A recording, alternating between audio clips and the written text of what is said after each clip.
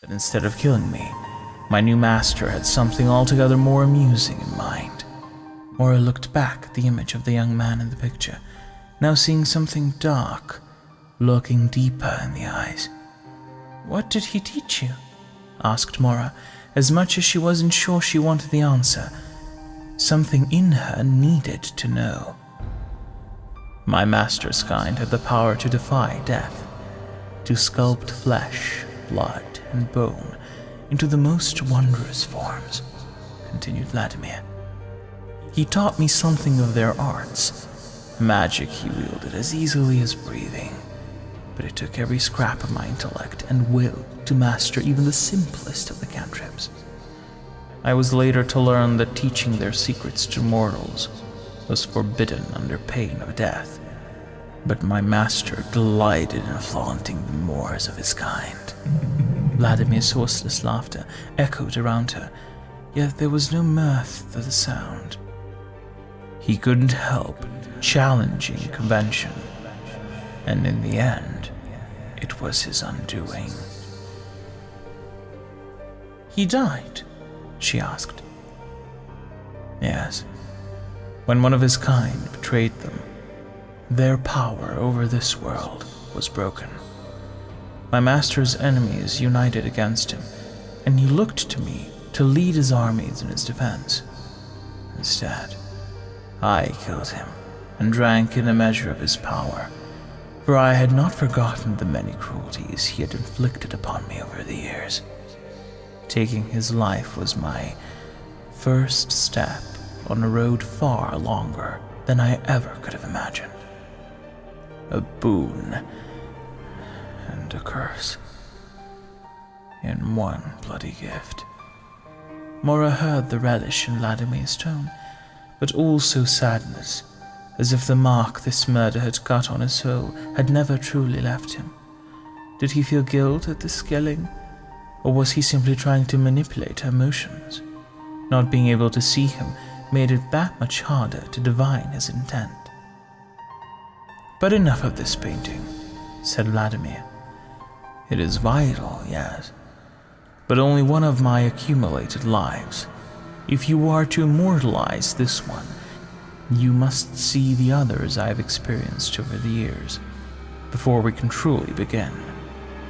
Mora turned to the stairs as the shadows draping their length retreated like a soft black tide.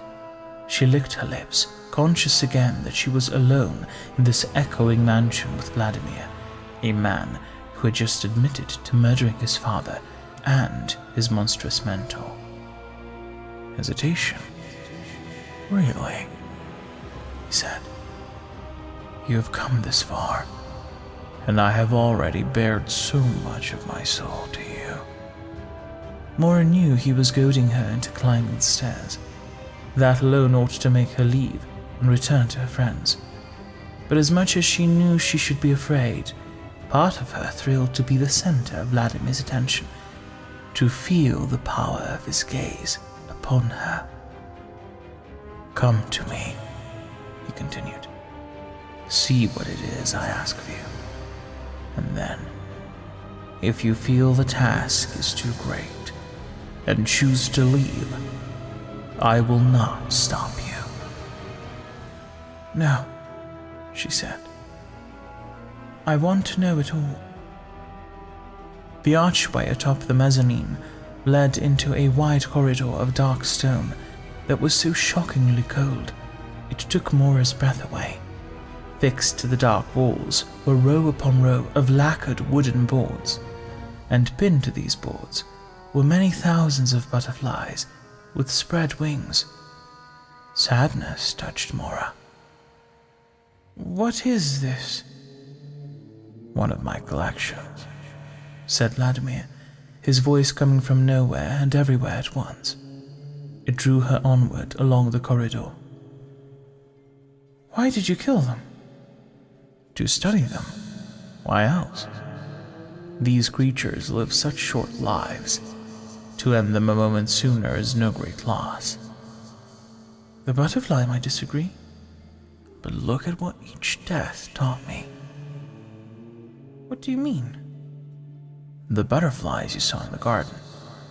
They exist nowhere else in nature.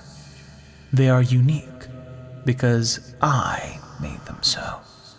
With will and knowledge, I have wrought entire species into being. How is that possible? Because, like the gods, I choose which ones live and which ones die. Mora reached out to the nearest pinned butterfly, one with vivid crimson circles on the larger part of its wings. As soon as her finger brushed the insect's body, its wings disintegrated, and the rest of it crumbled like ancient flaking paint. A cold wind sighed past Mora, and she stepped back in alarm as a cascade of dissolution swept across the pinned specimens. Scores, then hundreds of butterflies crumbled to powder that spun in the air like ash and cinders stirred from a banked fire. She cried out and rushed down the corridor, frantically waving her hands to brush the dust from her face. It grazed the skin beneath her clothes, and she spat as she tasted the grit of insect bodies in her mouth, felt it gather in her ears. She stopped and opened her eyes as she felt the quality of sound and light change. She rubbed dust from her face, seeing she had entered into a wide circular chamber. Mora took a moment to look around and regain her composure, brushing the last of the dust from her face and clothes. The walls of the chamber were primitively cut stone, and she guessed she stood within the base of the ancient tower. A rough-hewn staircase corkscrewed its way up the interior walls, and strange ruby light fell in shimmering veils from somewhere high above. The air smelled of hot metal, like the iron winds carried from the bulk forges that fed the Empire's insatiable hunger for armor and weapons. The circular walls were hung with portraits, and she moved cautiously around the gallery's circumference, studying each painting in turn. No two were alike in their framing or style, ranging from crude abstracts to renderings so lifelike it was as if a real face were imprisoned within the warp and weft of the canvas. She recognized the styles of some, the work of masters of the craft who had lived centuries ago. Where the painting in the vestibule was that of a young man in his prime, these were a mixture of the same individual, but at very different times in his life. One showed him in his middle years, still fit and hearty, but with a bitter cast to his eyes. Another was a portrait of a man so aged and ravaged that Mora wasn't even sure it had been painted while its subject was alive. Yet another depicted him bloodily wounded in the aftermath of a great battle before a titanic statue of ivory stone. "How can these all be you?"